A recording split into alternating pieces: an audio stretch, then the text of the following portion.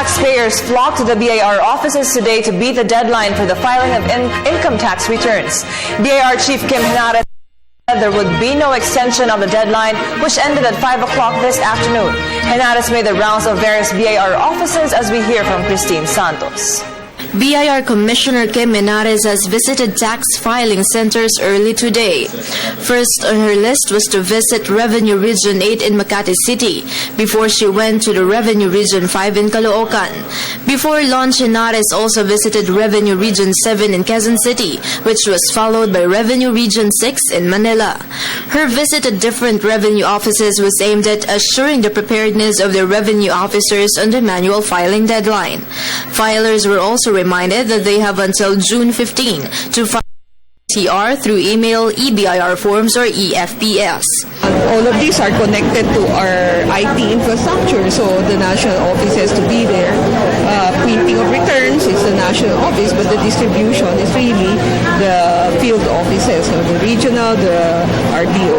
The campaign, there's a national office, but a lot of it are also done by the regional office and the district office, kasi sila ho yung talagang kinakausap ng taxpayer, na kayo ay dapat mag-electronic na ngayon, dapat kayo ay mag-online na yon. Meanwhile, the filing of supplemental information returns of businessmen in Makati is suspended, but Henares cleared out that this is temporary.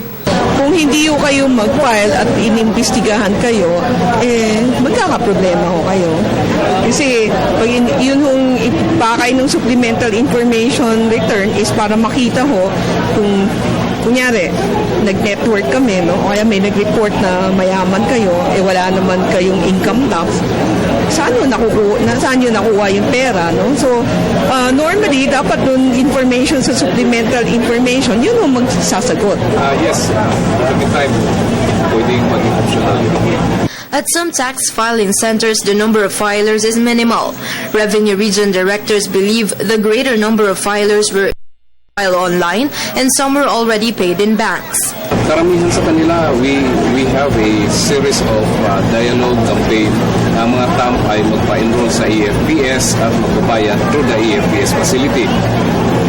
Sa ngayon, marami ng mga TAMP na nagpa-file using the EFPS at nagbabayad using the EFPS facility.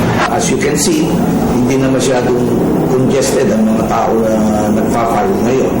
Well, sabi ko nga, siguro nakapag-e-file na karamihan ng mga taxpayers natin. So, they were successful in submitting their return electronically. So, yung mga naiwan na nag-file manually, yan ang mga sineservisyohan namin ngayon. And for those who still have taxes to pay, they still need to file and settle payments until the deadline. I have to clarify that the payment of their tax liabilities or income tax liabilities is up to today only.